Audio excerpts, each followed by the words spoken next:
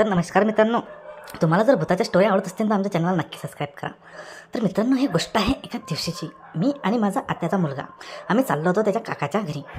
रस्त्याने एकदम अंधारकीट होता आणि आम्हाला जाताना 12 ते 1 वाजत होते, कारण की काही कामानिमित्त आम्हाला अर्जंटच जावं लागलं होतं. त्यामुळे आम्ही रात्रीच निघलो होतो. आम्ही काही गाव पार केले, पण तिथं काय आम्हाला असं काही वाटत नव्हतं की असं काही घडीत समोर. आणि आम्ही जात जात थोडं समोर गेलो आणि तिथे एक गाव लागलं. तिथं गावासमोर आम्ही गावात तर निघलो समोर, आणि तिथे एक हौदसारखं दिसलं होतं आम्हाला समोर. आणि हौदाजून तिकडल्या साईडनं एक म्हातारा माणूस काडी टेकवत टेकवत येत होता, पण मात्र त्याचे डोळे किंवा त्याचा चेहरा आणि त्याचे हातपाय वगैरे आम्हाला असं स्किन काही दिसत नव्हतं. आम्हाला असं वाटलं कोणी बुडा माणूस आहे आणि तो रोड क्रॉस करत आहे.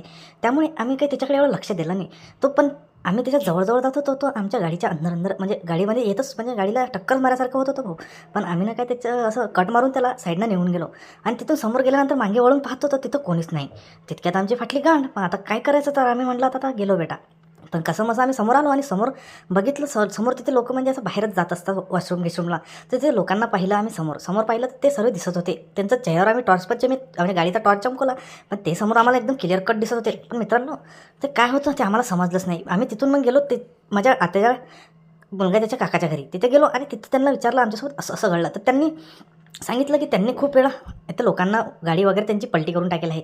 असं काही आम्हाला माहीत पडल्यानंतर आम्हाला असं वाटलं तर बेटा आम्ही तर वाचलो आता.